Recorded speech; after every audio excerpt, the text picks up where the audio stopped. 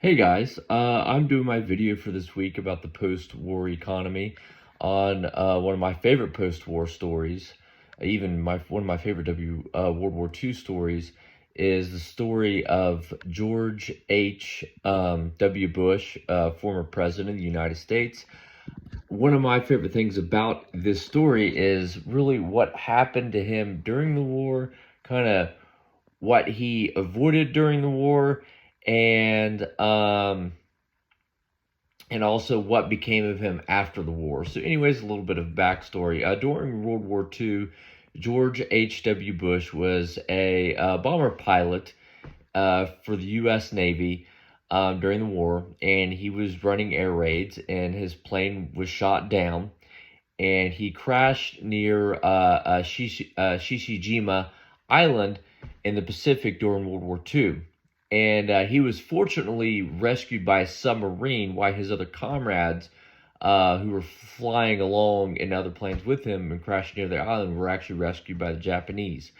The crazy thing about this story is that he fortunately got rescued, but the other pilots that went down were actually dealt some of the most horrific events during the war, which was this island was famous because it was where the Japanese officers practiced cannibalism against these officers and went down. So fortunately, Bush was the only pilot that wasn't eaten by these Japanese officers on this island just because he was rescued. And by just nearly surviving one of the most horrific events of World War II, barely surviving one of the most horrific events of World War II, he was able to really live a very successful life. He would later graduate Yale. After he graduated Yale, he would move back to Texas to start one of the most successful oil companies in the state. And after, obviously, he did that, he would be known to become president of the United States and raise a family that would also give pathway to two other successful politicians. His son, George W. Bush, which would also become president of the United States, and then also his other son that would become governor of Florida, Jeb.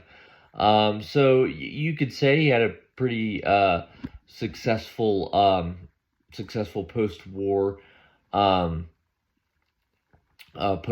post-war economy, or post-war life after the after World War II, which, like I said, graduating Yale, moving to Texas, and establishing a very successful oil company.